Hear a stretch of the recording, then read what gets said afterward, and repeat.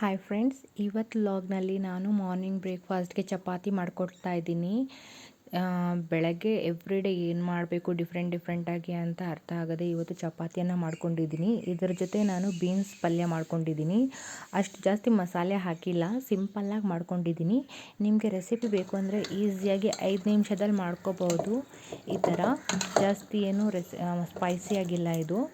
So ನಾನು ತರಕಾರಿಗೋಸ್ಕರ ಇವತ್ತು ಮಂಡಿಗೆ ಹೋಗ್ತಾ ಇದ್ದೀನಿ. ಮನೆ ಹತ್ರನೇ ತರಕಾರಿ ಬರುತ್ತೆ, ಬಟ್ ಅಷ್ಟು ಚೆನ್ನಾಗಿರಲ್ಲ, ಫ್ರೆಶ್ ಆಗಿರಲ್ಲ ಮತ್ತು ತುಂಬ ಬೆಲೆ ಇರುತ್ತೆ.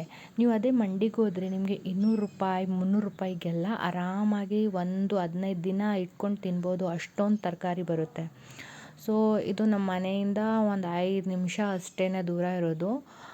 ಆರಾಮಾಗಿ ನೀವು ಮಾರ್ಕೆಟಲ್ಲಿ ತೊಗೊಂಡ್ರೆ ಒಂದು 15 ದಿನ ಇಟ್ಕೋಬೋದು. ಅದೇ ಮನೆ ಹತ್ರ ಒಂದು ಎರಡು ತರಕಾರಿ 3 ತರಕಾರಿ ತೊಗೊಂಡ್ರೆ ಎಷ್ಟೊಂದು 200 ರೂಪಾಯಿ ಆಗಿಬಿಡುತ್ತೆ. ಇವತ್ತು ವ್ಲಾಗಲ್ಲಿ ನಾನು ತೋರಿಸ್ತೀನಿ ಯಾವ ತರಕಾರಿ ಎಷ್ಟೆಷ್ಟು ರೂಪಾಯಿಗೆಲ್ಲ ತೊಗೊಂಡಿದ್ದೀನಿ ಅಂತ ಹೇಳ್ತೀನಿ ನೋಡಿ. ಸೊ ನಾನು ಬಂದೆ ಮಾರ್ಕೆಟ್ಗೆ. ಇವಾಗ ಇದು RMC ಅಂತ ಹೇಳ್ತಾರೆ. ಸೊ ನಾನು ತೊಗೊಂಡಿದ್ದೀನಿ ತರಕಾರಿ. ಫಸ್ಟ್ ಬಂದು ನಾನು ಸೊಪ್ಪು ತೊಗೊಂಡಿದ್ದೀನಿ. ಇದು 20 ರೂಪಾಯಿಗೆ 3 ಅಂತ ಹೇಳ್ತಾಯಿದ್ರು. ಸೊ ನಾನು ಒಂದು ಸಬ್ಸಿಗೆ ತೊಗೊಂಡಿದ್ದೀನಿ ಮತ್ತು 2 ಕೊತ್ತಂಬರಿ ಸೊಪ್ಪು ಕಂತನ ತೊಗೊಂಡಿದ್ದೀನಿ.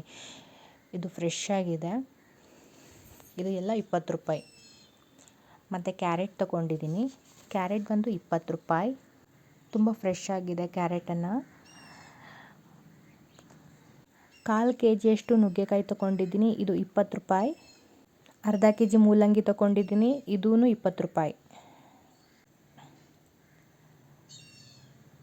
ಬೀಟ್ರೂಟ್ ತೊಗೊಂಡಿದ್ದೀನಿ. ಬೀಟ್ರೂಟ್ ಬಂದು ಅರ್ಧ kg ತೊಗೊಂಡಿದ್ದೀನಿ. ಇದು 30 ರೂಪಾಯಿ. ಆಲೂಗೆಡ್ಡೆ ಅರ್ಧ kg ತೊಗೊಂಡಿದ್ದೀನಿ. ಆಲೂಗೆಡ್ಡೆ ಬಂದು 20 ರೂಪಾಯಿ. ಶುಂಠಿ 1/4 kg 30 ರೂಪಾಯಿ. ಹಾಗಲಕಾಯಿ ಅರ್ಧ kg 30 ರೂಪಾಯಿ. ದಪ್ಪ ಮೆಣಸು 1/4 kg 10 ರೂಪಾಯಿ. ಹೀರೆಕಾಯಿ ತೊಗೊಂಡಿದ್ದೀನಿ. 1 kg ತೊಗೊಂಡಿದ್ದೀನಿ 40 ರೂಪಾಯಿ.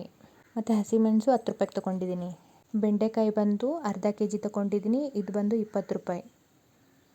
ತುಂಬ ಫ್ರೆಶ್ ಆಗಿದೆ. ಬಟಾಣ ಬೀನ್ಸ್ ತೊಗೊಂಡಿದ್ದೀನಿ. ಬಟಾಣ ಬೀನ್ಸ್ ಬಂದು 30 ರೂಪಾಯಿ ಅರ್ಧ kg. ನೋಡಿ, ಇಷ್ಟೊಂದು ತರಕಾರಿ ತೊಗೊಂಡಿದ್ದೀನಿ. ನೀವೇ ಕ್ಯಾಲ್ಕುಲೇಟ್ ಮಾಡ್ಕೊಳ್ಳಿ. ನಾನು 200 ರೂಪಾಯಿ 250 ಅನಿಸುತ್ತೆ, ಅಷ್ಟು ಒಳಗಡೆ ಇಷ್ಟೆಲ್ಲ ತರಕಾರಿ ತೊಗೊಂಡಿದ್ದೀನಿ. ಇವಾಗ ಅರೇಂಜ್ ಮಾಡೋಕ್ಕೆ ನಾನು ಈ ಥರ 2 ಪುಟ್ಟಿಗಳನ್ನು ತೊಗೊಂಡಿದ್ದೀನಿ. ನಾನು ಯಾವಾಗ ಬೇಗ ಯಾವ್ದು ಜಾಸ್ತಿ ಯೂಸ್ ಮಾಡ್ತೀನಿ, ಯಾವ್ದು ಕಡಿಮೆ ಯೂಸ್ ಮಾಡ್ತೀನಿ ತರಕಾರಿಗಳು ಸಪ್ರೇಟಾಗಿ ಇಟ್ಕೋತೀನಿ. ಇದು ನಿಮ್ಮ ಪ್ರಕಾರ ಯಾವುದರಲ್ಲಿ ನೀವು ಇಟ್ಕೊಳ್ಳಿ. ಬಟ್ ಬೇಗ ಇದು ಹೀರೆಕಾಯಿ ಎಲ್ಲ ಬೇಗ ಕೊಳ್ತೋಗುತ್ತೆ. ಸೊ ಅದು ಬೇಗ ಯೂಸ್ ಮಾಡ್ಕೊಳ್ಳಿ. ಫ್ರಿಜ್ಜಲ್ಲಿ ಇಟ್ಕೊಂಡ್ರೂ ಏನೂ ಇಲ್ಲ, ಆರಾಮಾಗಿ ನಿಮಗೆ 15 ದಿವಸ ಬರುತ್ತೆ. ತುಂಬ ಫ್ರೆಶ್ ಆಗಿದೆ.